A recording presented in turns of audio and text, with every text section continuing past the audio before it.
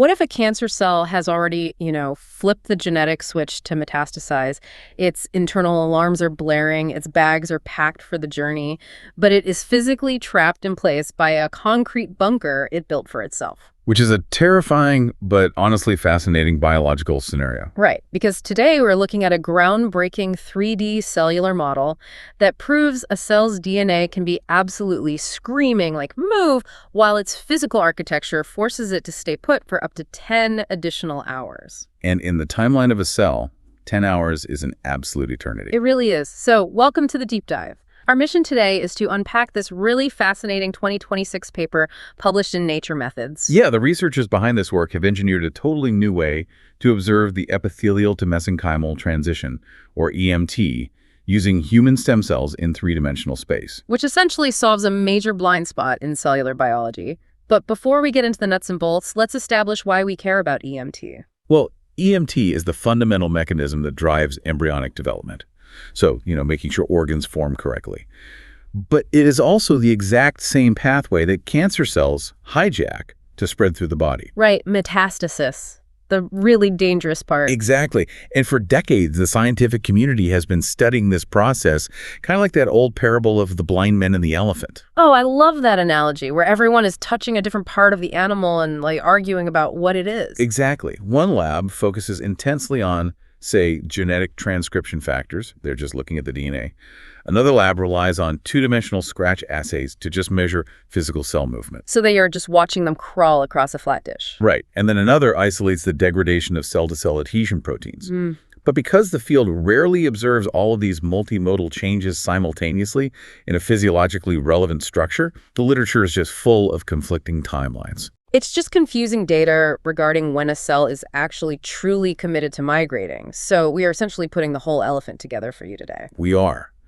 Because we already know epithelial cells rely heavily on apicobasal polarity, basically having a distinct top and bottom for tissue integrity. Right. The real mystery is how they manage to dismantle that polarity simultaneously with breaking down the basement membrane to actually escape. It's a massive, highly choreographed dismantling project. It is. To understand why these cells have been so notoriously hard to track, you really have to look at the sheer biological load they're juggling during EMT. It's not just a simple matter of flipping a single genetic switch. Not at all. Yeah. The cell is radically altering its identity across multiple domains all at once. Functionally, it transitions from a stationary barrier cell to an invasive migratory cell. Okay, so that's the functional shift. Right. That organizationally, it has to completely dissolve that apicobasal polarity we mentioned. The top and bottom architecture. Yes. It loses that and adopts a front-to-rear polarity, which is absolutely required if it wants to crawl away. And while it's remodeling its physical shape, it's also running this massive internal software update. Oh, completely. It is overhauling its entire transcription profile. It downregulates epithelial genes and upregulates mesenchymal genes.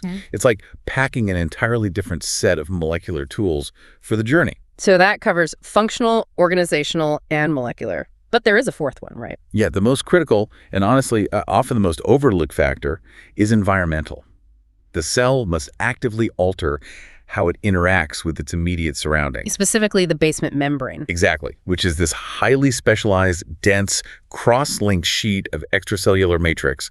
Escaping the primary tissue literally requires the cell to secrete proteases to, chew through this matrix floor. Okay, let's unpack this with a mechanical analogy, because that is a lot of biology. Sure. Think of EMT like trying to steal a car. The internal molecular shifts, the transcription factors lighting up are the equivalent of hot wiring the engine. The engine is revving and the car is technically turned on, but the apicobasal polarity and the basement membrane, that is a heavy-duty parking brake and a physical boot on the tire. That is a great way to look at it. Right. So if a researcher is only measuring the sound of the engine revving, they are going to assume the car is already speeding down the highway, completely missing the fact that it hasn't actually moved an inch. The engine versus a parking brake is literally the perfect framing for this paper. The authors set out to prove that relying on a single metric, like detecting a revving engine via genetic markers, gives a fatally skewed view of the transition. Because having the molecular machinery engaged does not guarantee a functional escape. Exactly. And to prove this decoupling of genetics and physical movement, the researchers needed to build a completely new kind of cellular theater. And their actors for this theater were HIPS cells, human-induced pluripotent stem cells. Yeah, the choice of HIPS cells is a brilliant foundation for this whole model, because these are typically somatic cells, like fibroblasts from a simple skin biopsy. It's regular skin cells. Right. But they have been forced to express pluripotency factors, essentially reprogramming them backward into an embryonic stem-like state. Which is wild on its own. It is. But what is crucial for this study is that the cellular reprogramming process actually relies on the exact reverse of EMT. It is called the mesenchymal to epithelial transition, or MET-T. So because these cells were recently forced to go backward, they retain an epigenetic memory of the process. They aren't just blank slates, right? Exactly. The reprogramming involves profound DNA methylation and histone modifications, but it doesn't always completely erase the somatic memory. So they remember being mesenchymal. Yes. These HIPS cells often hold on to residual mesenchymal epigenetic marks. This means the chromatin around their EMT-related genes is open and accessible. So they are primed, they are highly responsive, basically waiting at the starting line for a biological trigger. They are totally ready to run, but the track they run on changes everything. Right, because the researchers didn't just drop these primed cells into a standard flat plastic dish and call it a day. No, they engineered 3 distinct geometric environments to test how physical architecture dictates cellular behavior. Okay, let's walk through these geometries, because the architecture is the core variable of the entire paper. Right. So the baseline geometry was the 2D colony. These are just flat sheets of HIPS cells grown on glass, coated with a thin layer of matrigel. Basically the standard lab setup. Mostly. Interestingly, though, if the researchers simply triggered EMT in this environment, the cells underwent massive apoptosis. Wait, they just died? Yeah, they just died. So to keep them viable during the transition, they had to add dilute matrigel to the liquid medium bathing the cells. Providing essential extracellular matrix survival signals via integrin binding, like a biological safety net. Exactly. A vital safety net. Now, the second geometry was another flat environment, but highly modified. They called it 2D PLF colonies. And PLF stands for poly-D-lysine, laminin, and fibronectin. Right, which makes the substrate exceptionally adhesive. It forces the cells to spread out much wider and flatter than the standard 2D colonies. They are essentially glued to the floor. Yeah, it creates intense focal adhesions with the floor of the dish, which changes the mechanical tension across the entire cell colony. But the undisputed star of this deep dive is the third geometry, the 3D lumenoid. It sounds like a deep space anomaly. It really does, but it's actually a marvel of tissue engineering. How did they even make these? Well, to generate these lumenoids, the researchers took those flat 2D colonies and extended their exposure to that dilute matrigel in the surrounding medium for 48 hours. Okay. The biophysics of what happens next is just extraordinary. The extracellular matrix proteins in the matrigel bind to the apical surface of the cells. The tops of the cells. Yes. And this signals the cells to undergo a profound morphogenetic change. The edges of the flat colony detach from the glass, they fold upwards, cinch together at the apex, and basically enclose a central fluid-filled cavity. So they spontaneously transition from a flat pancake into a hollow cellular balloon. Exactly. So the apical surfaces, the tops now face the empty space inside the balloon, and the basal surfaces point outward toward the surrounding medium. That is incredible. They are building their own 3D structure. And by doing this, they perfectly mimic a physiologically relevant epithelial duct, or even the lining of early embryonic structures. But without all the messy complications of a real live embryo. Right, where complex chemical gradients and uncontrolled tissue stresses just muddy the data. You have a clean model. And because of this 3D spherical geometry, the lumenoid cells do something the flat 2D cells simply cannot achieve, right? Yes. They secrete and deposit a massive, continuous, highly localized shell of collagen to feed entirely around their basal surface. They construct a true robust basement membrane, a literal concrete bunker. Precisely. Okay, I have to jump in here. I am looking at this jump from the sticky 2D PLF colonies to these complex 3D hollow spheres, and I have to push back on the premise for a moment. Okay, let's hear it. Are we absolutely sure that any differences in how these cells behave is strictly due to the architectural trapping of the 3D geometry? What do you mean? Well, secreting a massive continuous shell of collagen in the feet requires a colossal amount of metabolic energy. True. couldn't these 3D cells just be metabolically exhausted? Like maybe they are delaying their migration simply because they need to recover from the biological cost of building the wall rather than being physically blocked by it? That is a really critical variable to challenge. I mean, if they are just metabolically fatigued, the whole mechanical trap model falls apart. Right. So how did they prove they weren't just tired? To rule out metabolic exhaustion, the researchers didn't just rely on timing the migration. They visualized the mechanical struggle. Visualized how? They utilized an advanced 3D rendering software called AGAV. Which stands for Advanced Graphics Architecture for Volume Exploration. Right, and they paired that with fluorescent antibodies specifically targeted at the collagen the feed. Why do they need special software for that? Doesn't a regular microscope work? Well, AGV allows for incredibly high-resolution volumetric rendering. This is necessary because traditional microscopy struggles to penetrate a dense collagen matrix without severe light scattering and distortion. Ah, so they could actually see the physical interaction between the cell and the wall in true 3 dimensions without it getting blurry. Exactly. Through the volumetric rendering, they observed the cells actively degrading and physically pushing against the collagen thief matrix. So they were fighting it. They were fighting it. The cells clearly had the metabolic energy to initiate membrane protrusions and secrete matrix metalloproteinases to chew through the barrier. Wow, so they weren't resting. They were actively trying to tunnel out. The barrier itself was the limiting factor, not their internal energy reserves. Okay, I'm convinced.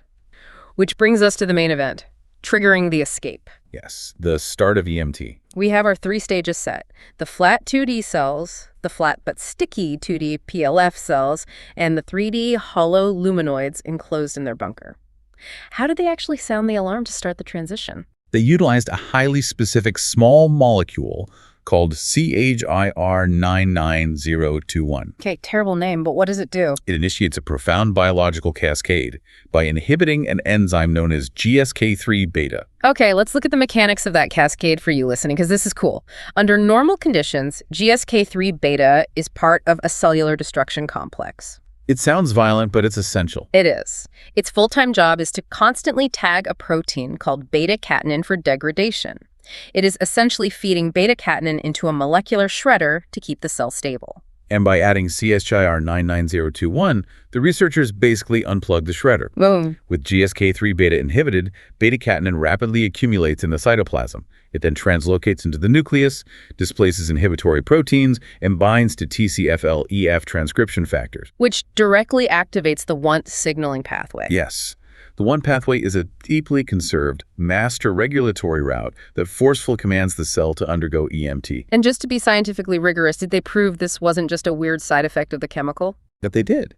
To ensure this wasn't an off-target artifact, they validated the cascade using a natural growth factor, BMP4, and then they blocked it with a different inhibitor, LDN193189. Okay, so the biological pathway driving the transition was rock solid. Absolutely rock solid. All right, so the shredder is unplugged, the WNT pathway is activated, the engine is officially revving. What happens to the functional migration? When do they actually leave? Well, this is where the structural geometries really reveal their impact. In the standard flat 2D colonies, the cells contracted, severed their connections to their neighbors, and functionally migrated away from their starting positions between 20 and 25 hours after the WNT pathway was activated. Okay, so 20 to 25 hours for the cells in the flat glass. What about the cells locked in the 3D lumenoids? The cells in the 3D lumenoids did not begin to functionally migrate until 25 to over 30 hours. Whoa. Yeah, we're looking at a significant delay, frequently extending up to 10 full hours compared to the flat geometries. As you said earlier, in the rapid timeline of cellular biology, a 10-hour delay is an eternity. It perfectly validates our earlier analogy. The tent versus the bunker. Yes. The 2D cells are essentially sleeping in a flimsy camping tent. When the WNT alarm goes off, they unzip the nylon flap and just walk out into the woods. They just leave. But the 3D cells spent 48 hours building a concrete bunker around themselves. They have to literally tunnel their way through a solid wall of collagen IV before they can leave. And this mechanical reality brings us to, honestly, the most profound insight of the paper. Which is? We know the 3D cells physically leave much later because they're battling the basement membrane. But what is happening inside their nucleus? Right. Does their internal molecular clock delay its transcription profile to match the physical barrier? Or does it fire off at the exact same time as the unhindered 2D cells? Essentially, does the cell know it's trapped?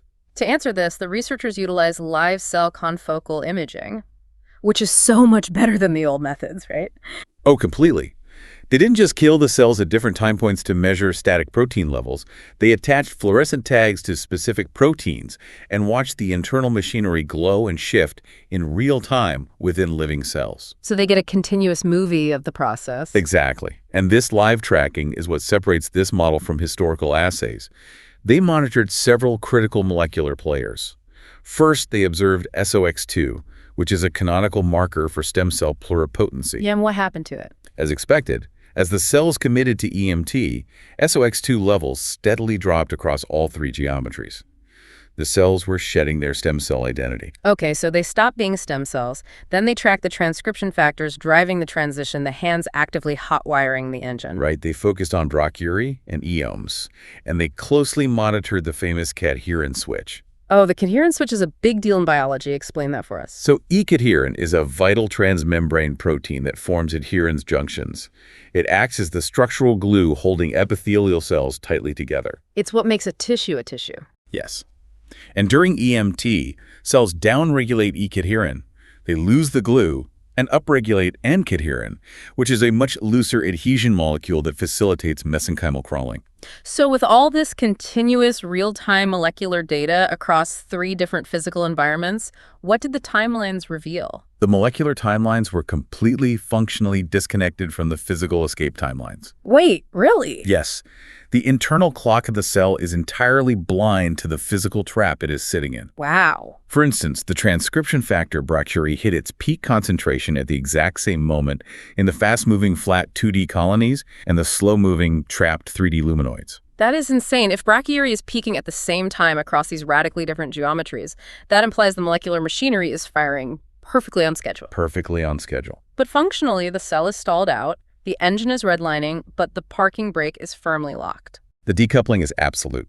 I mean, the cell can be fully molecularly mesenchymal. It has downregulated its epithelial genes, it altered its transcription profile, activated its motility pathways, but functionally, it is still physically embedded in its original tissue. Simply because it hasn't finished chewing through the collagen, the Futh matrix. Exactly. Interestingly, though, brachyury peaked much later in the highly adhesive 2D PLF colonies. The sticky ones. Right. That proved that extreme mechanical tension on the focal adhesions can alter transcription timelines, but 3D entrapment does not.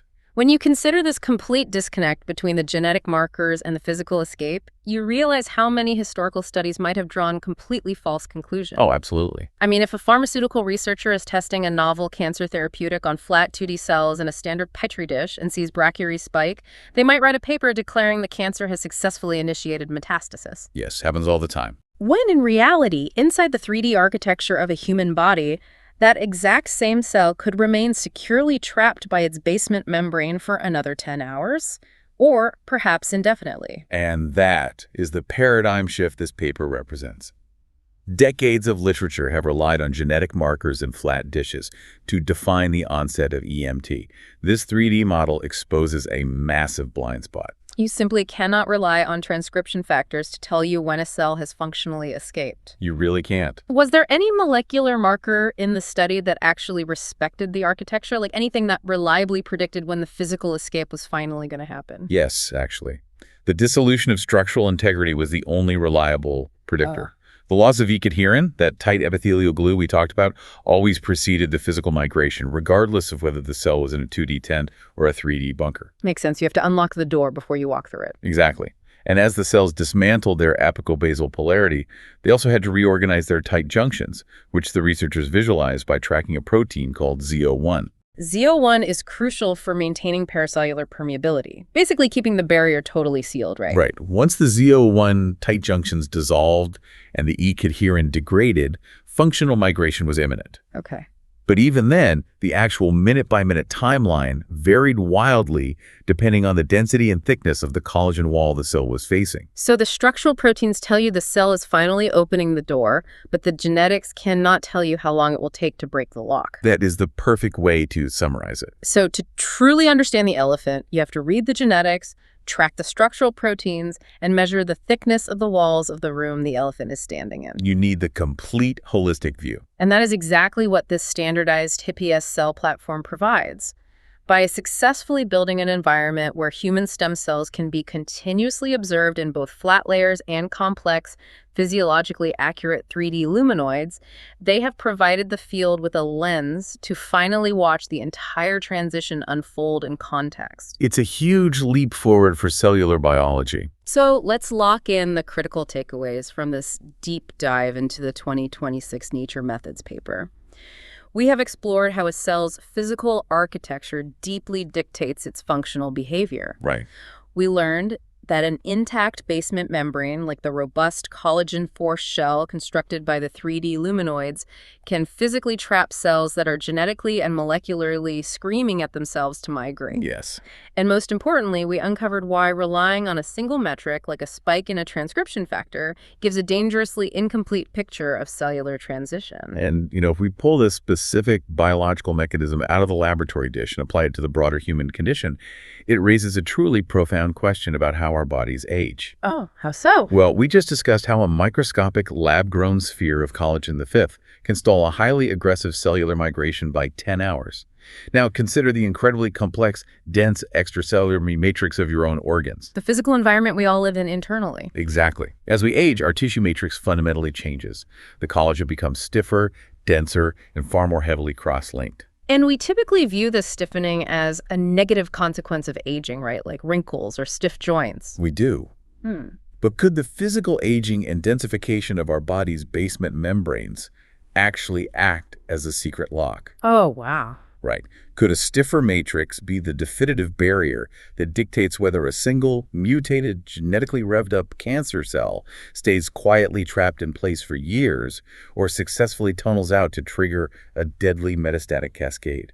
Is the progression of cancer just as much a problem of structural engineering and architectural integrity as it is a problem of DNA mutation? That is the billion-dollar question. It is a staggering thought. The idea that the physical stiffness of our own tissues might be the ultimate barrier holding back a transition that our DNA has already set in motion. It really makes you look at aging tissues in a totally different light. It certainly does. Well, thank you for joining us on this step dive. As you go through your week, we encourage you to think about how your own environments, whether they are physical spaces, social structures, or biological architectures, might be subtly trapping you or setting you free.